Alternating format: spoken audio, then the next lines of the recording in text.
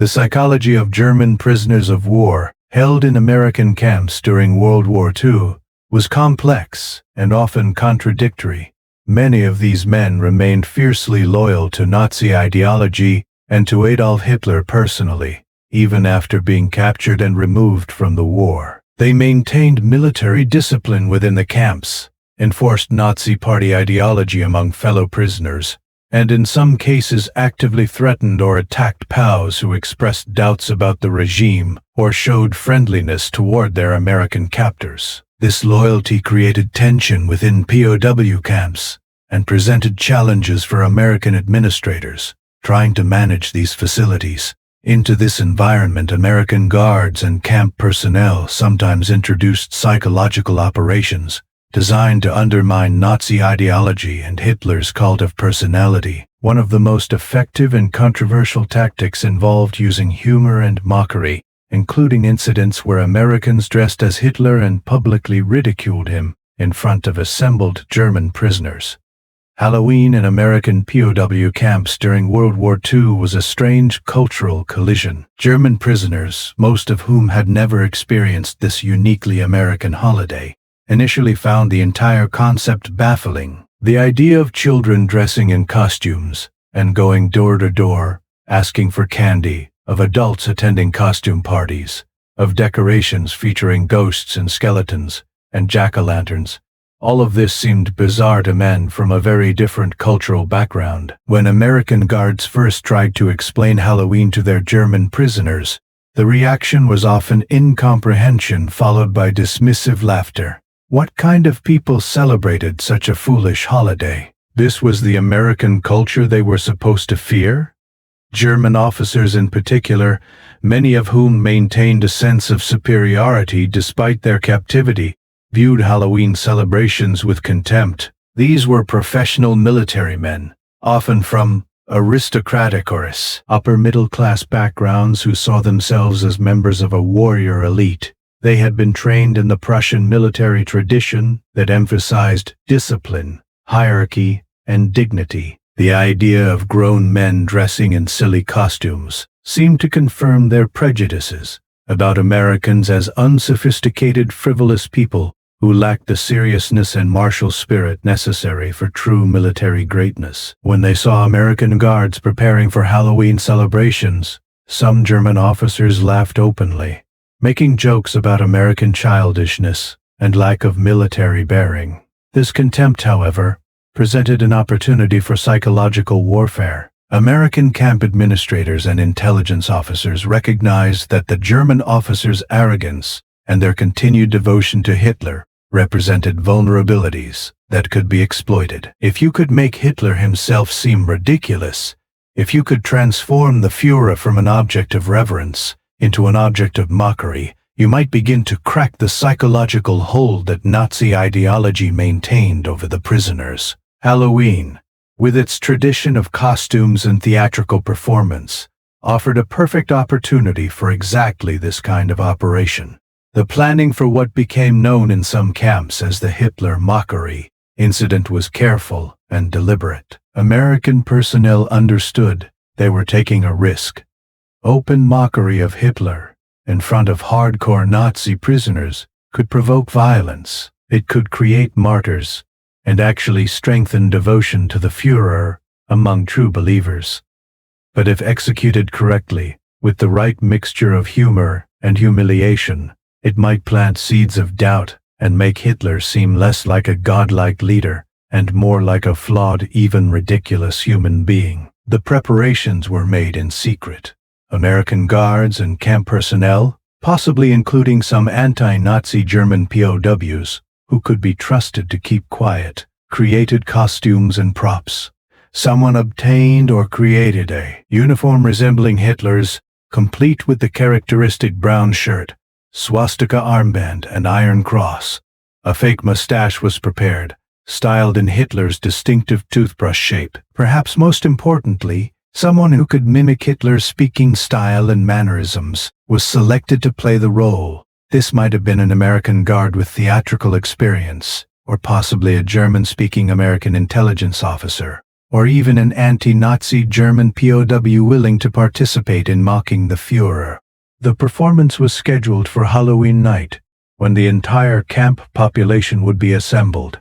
German POW camps in America typically had regular formations where prisoners were counted and announcements were made. This particular formation was announced as a special assembly, with all prisoners required to attend. The German officers and enlisted men gathered, expecting perhaps some announcement about camp policies or work details. What they got instead was theater designed to humiliate and undermine. The lights came on, illuminating a small stage area. Music began playing, possibly a distorted version of German military marches or Nazi anthems. Then, the Hitler impersonator appeared. The costume was deliberately exaggerated, the mustache comically oversized, the uniform slightly wrong in ways that made it seem like a cheap imitation. The performer began speaking, mimicking Hitler's rhetorical style, but filling the speech with absurdities, contradictions, and self-aggrandizing nonsense that exaggerated the Führer's actual speeches to the point of farce. The performance might have included scenes showing Hitler as a coward, perhaps hiding under a desk while bombs fell, or as a buffoon making ridiculous strategic decisions. It might have featured mock rants about subjects rendered absurd through exaggeration. The performer might have strutted around the stage in an exaggerated goose step, fallen over comically, or engaged in slapstick that reduced Hitler from terrifying dictator to clownish fool. Other American personnel, also in costume, might have played roles as fawning Nazi officials, themselves presented as incompetent sycophants. The initial reaction from the German prisoners was shock and outrage. For men who had grown up under Nazi rule, who had been trained to view Hitler as Germany's savior, who had sworn personal oaths of loyalty to the Führer, seeing him mocked in this way was profoundly disturbing. Some prisoners shouted in anger, some tried to look away or cover their ears. The hardcore Nazi believers in the camp were furious, seeing this as a desecration of everything they held sacred. The officers who had laughed at American Halloween customs just days earlier were no longer laughing. Their faces showed rage, humiliation, and in some cases something that might have been fear, the fear that comes when something you've held as absolute and unquestionable is suddenly revealed as merely human and vulnerable to ridicule. But not all the prisoners reacted with anger. Some, particularly younger enlisted men who had been conscripted into military service and who had never been committed Nazis, showed different reactions. There were suppressed smiles, quickly hidden when other prisoners looked their way. There were nervous laughs that escaped despite efforts to maintain stoic expressions. There was, in some faces, something that looked like relief, or even liberation, as if seeing Hitler mocked gave permission to thoughts and doubts that had been buried under years of propaganda and enforced loyalty. The performance continued despite the protests and anger from the prisoner audience. American guards made clear that the assembled Germans were required to watch, that this was not optional, that any prisoner who tried to leave or cause disruption would face disciplinary action. The Hitler impersonator continued his act, growing more exaggerated and ridiculous as the performance went on. The message being sent was clear. Your Führer is not a god. He is a man, and not a particularly impressive one. He can be laughed at. His ideology can be questioned. The regime you served has brought you to this place, prisoners far from home, while the man you followed poses and rants and leads Germany to destruction. The aftermath of the performance was complex and varied, depending on which camp and which specific incident we're discussing, as variations of this kind of psychological operation were attempted in multiple locations. In some camps, hardcore Nazi prisoners attempted to organize resistance or retaliation, threatening anti-Nazi prisoners, who they suspected of collaborating with the mockery. Camp administrators had to increase security, and in some cases segregate the most fanatical Nazi believers to prevent violence. There were incidents of prisoners attacking others they believed had shown amusement during the Hitler mockery, viewing any positive reaction as treason against the Führer. But there were also quieter effects that became apparent over time. Some prisoners began asking American guards questions about the war's progress, about what was really happening in Germany, about whether the propaganda they had been fed was actually true.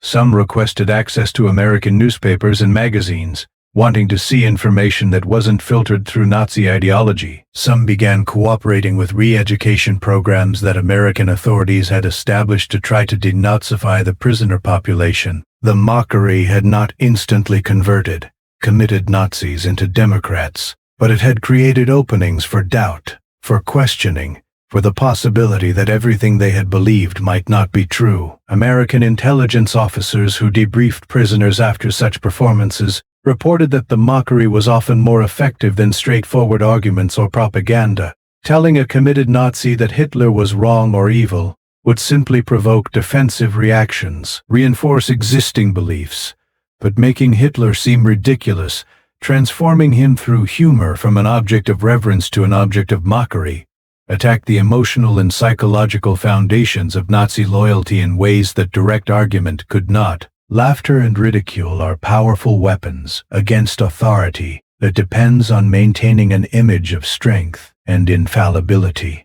The use of Halloween specifically for this kind of operation was strategically clever. The holiday provided cover, a cultural context that made the performance seem like just another example of strange American customs, rather than a calculated psychological warfare operation. German prisoners who might have recognized and resisted obvious propaganda could be caught off guard by what seemed at first like just American foolishness. By the time they realized what was happening, they had already been exposed to the mockery, and the damage to Hitler's mystique had been done. The contrast between the German officers' initial laughter at Halloween as a foolish American custom and their rage and humiliation when that same custom was used to mock Hitler illustrates a broader dynamic in the POW camps. The German prisoners often underestimated their captors, viewing Americans as culturally inferior, militarily weak, and intellectually unsophisticated. This contempt made them vulnerable to exactly the kind of psychological operations that Americans then deployed against them. The same Americans they had dismissed as children playing dress-up proved capable of using those costumes and that theatrical tradition to deliver devastating attacks on Nazi ideology. The ethical questions surrounding these kinds of psychological operations were debated at the time and remain interesting to consider. The Geneva Conventions required that prisoners of war be treated humanely and protected from insults and public curiosity. Did forcing prisoners to watch a mocking performance of their leader constitute a violation of these protections? American authorities argued that it did not, that no physical harm was involved, that prisoners were simply required to attend an assembly where a theatrical performance occurred. The performance didn't single out individual prisoners for humiliation. It targeted an ideology and a political leader, not the prisoners themselves as individuals or as German soldiers. But the psychological impact was real and intentional. The goal was to humiliate, to create doubt, to undermine beliefs that prisoners held dear. This was psychological warfare conducted against captive audiences who couldn't leave or avoid exposure. Some critics argued this crossed ethical lines, using captivity to force prisoners to consume propaganda and mockery. Defenders countered that de-Nazification was necessary and justified, that Nazi ideology was so evil and had caused so much suffering that aggressive efforts to dismantle it, even among prisoners of war, were not just acceptable but morally required. The long-term effects of these mockery incidents are difficult to measure with precision. Post-war studies of German POWs who had been held in America showed that many returned to Germany with more favorable views of the United States and democracy than prisoners who had been held elsewhere. Some became active participants in rebuilding democratic Germany after the war. Whether the Halloween mockery of Hitler specifically contributed to these outcomes is impossible to determine conclusively, but it was part of a broader American effort to use the POW experience to begin denazifying German prisoners. What is clear is that the incident, and others like it, represented a sophisticated understanding of psychological warfare.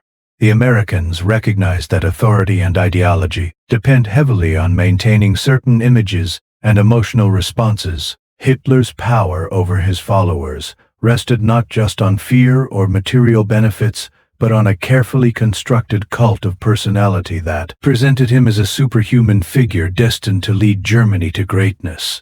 Anything that punctured this image, that revealed Hitler as merely human, or even ridiculous, weakened the psychological bonds that tied followers to the regime. The use of humor and mockery as weapons against totalitarian ideology has a long history and continued relevance. Authoritarian regimes typically cannot tolerate being laughed at because humor undermines the fear and reverence they depend on. This is why such regimes typically punish mockery of leaders severely, why satirists and comedians in totalitarian countries risk imprisonment or worse, why propaganda emphasizes the dignity and power of the leader while treating any criticism as treasonous. The Americans understood this dynamic and weaponized it, using Halloween costumes and theatrical performance to deliver attacks on Nazi ideology that might have been more effective than any amount of conventional propaganda. For the German officers who had laughed at Halloween just days before the Hitler mockery,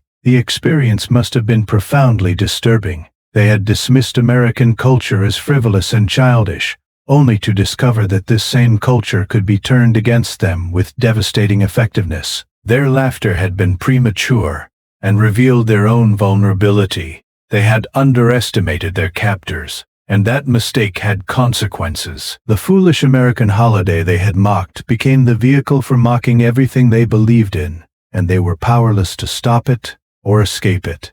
The Halloween Hitler mockery incidents represent a fascinating and little-known aspect of the American POW experience during World War II. They show how cultural traditions can be adapted for psychological warfare purposes, how humor and ridicule can be powerful weapons against ideology, and how the apparently frivolous can become deadly serious when wielded with intelligence and purpose.